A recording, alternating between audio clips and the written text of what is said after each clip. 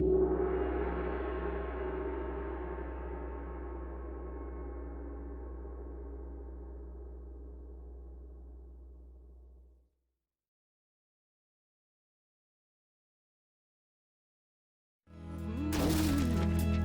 fought for what she believed in.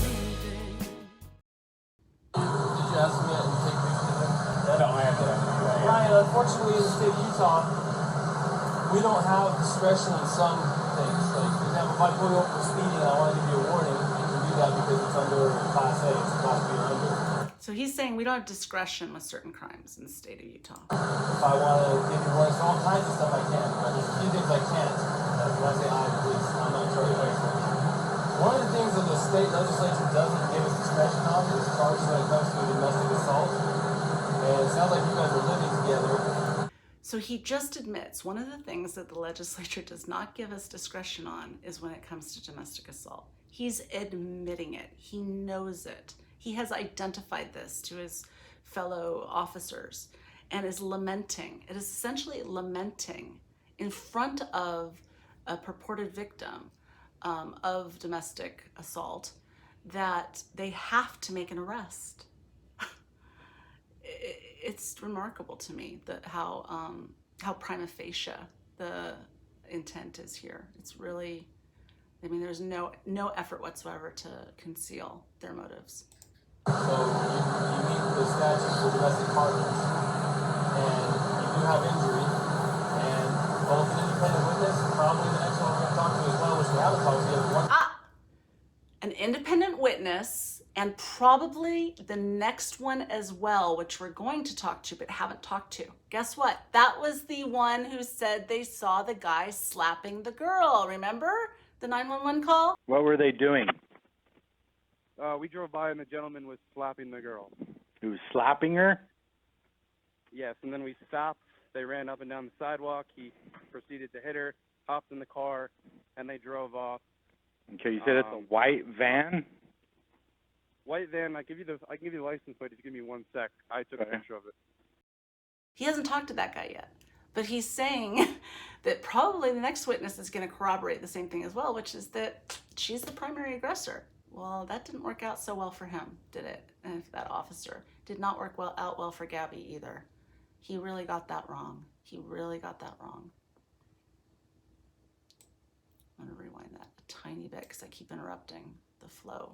And both an independent witness, probably the next one we're going to talk to as well, which we haven't talked to yet, but one we did talk to, and your own companion have made it clear that she was the primary aggressor and that she was striking you and you just received injuries.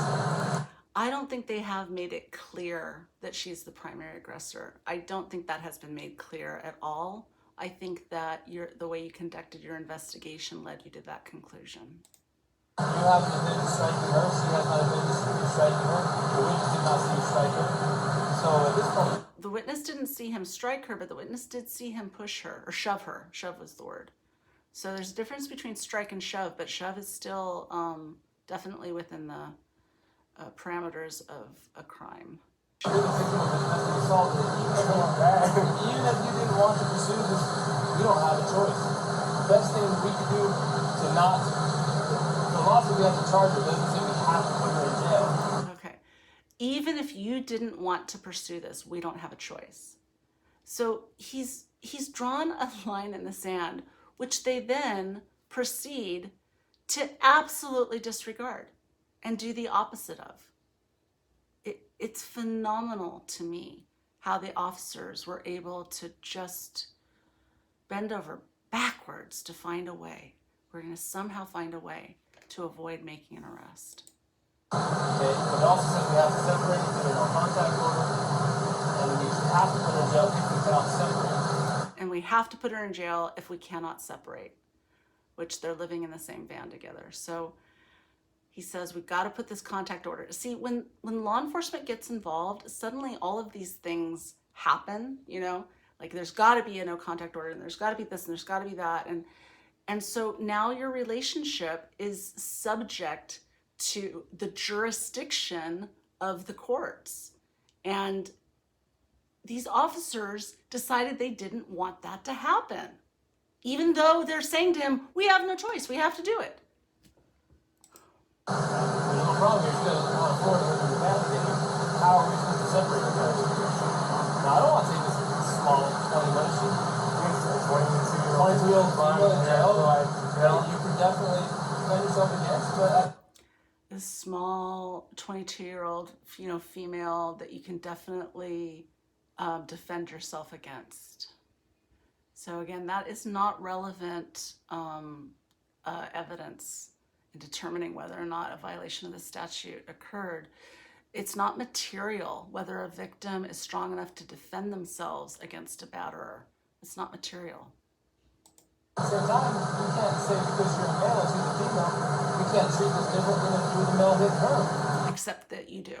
That's exactly what you do. You treat it differently. Well, you got treated the same. So she's not even a tough spot. So unless you have an idea about how she could not go to jail and be separated, you have friends in town, somewhere she can stay. Tomorrow, if you want to, it's up to you. You can go to jail. So they're problem solving here. Do you have relatives in town? Is there somewhere you can stay? He even kind of half jokingly says, can I go to jail? Will you let me be a proxy and go to jail in her stead? I mean, honestly. Yeah, you don't have a charge. Now tomorrow, if you wanted to be get with her again tomorrow, take a break. If you wanted to be with her again tomorrow, because it's after 5, so office is closed, so you can go to the police department, fill out a waiver, and drop the no contact order so you guys can still be together. Because she's going to have a court date online. So she's going to have to show up for a court date online and answer. The prosecutor might drop it. So, he's saying, we have to do this. Prosecutor might drop it. She's going to have to show up at her court date online. You can always, fill out the waiver for the no contact. Basically giving them all this guidance about how they can avoid, the consequences of this legal intervention. I say for example, if you're not willing to pursue it, that's your decision. I was going to say, it definitely is. I'm not going to pursue anything. It's my fiance, I love her, it's normal. I'm sorry that I had to get so public. But so I just want to get the checklist of things I got to do to... So he's saying, I don't want to pursue this. Well, I don't think that the officer is really representing this quite correctly, because the way the legislature framed the law is that this is a crime against the state of Utah. It's not a crime against Brian. So the state of Utah can pursue prosecution whether you have a cooperative victim or not, because they have other evidence. They've got body cams, they've got witnesses, they've probably got security footage from the grocery store. So this notion that he gets to decide whether or not to pursue charges is rather antiquated.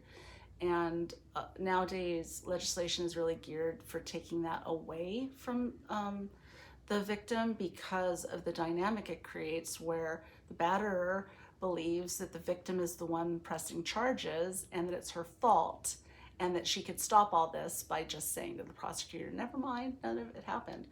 And legislature didn't want to put victims in that position. And so they're really... they're really working the system here. They're really working it to just evade every legislative intent. You don't worry about it. Well, she'll get a paper with the court date. I don't get rid of it. Well, the court date has to be attended in order for them to decide whether they need to continue or drop it. First, the initial parent will say, are you who we think you are? Yes. Do you understand the charges being brought against you? Yes or no? Yes or no, the answer. Do you have an attorney? Yes or no, you need one. And then from there, she can ask to speak to the prosecutor. The prosecutor might be contacting you and say, hey man, I know she's 110 pounds soaking wet, and you're a big strong guy. You understand you're not even wanting to pursue this, and the cop got response to that.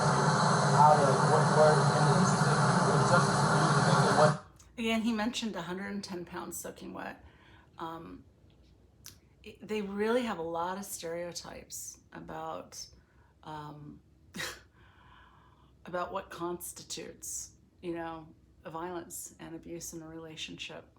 They're focusing on the wrong things. It's kind of like this shiny object was dangled in front of them, which was him crossing over the median and then hitting the curb, and her saying, don't punish him for that. That was my fault. I distracted him. And as soon as that little shiny object was dangled, that became the crime that they were investigating. And the initial calls about domestic violence and him shoving her, just that fell by the wayside. That was no longer in their immediate attention. And they can decide to still prosecute, or they can decide to drop it, or they can decide to give her a plea and make it kind of go away and she behaves from now on. And that still does not eliminate the first court appearance that she has to attend, which thankfully for you guys is going to be online. Was a no woman in this life, short upon the earth now was her time. Of all the seeds she'd sown and the people she had known, deeply did she touch the soul of mine. She called a spade a spade. She stood on the edge of reason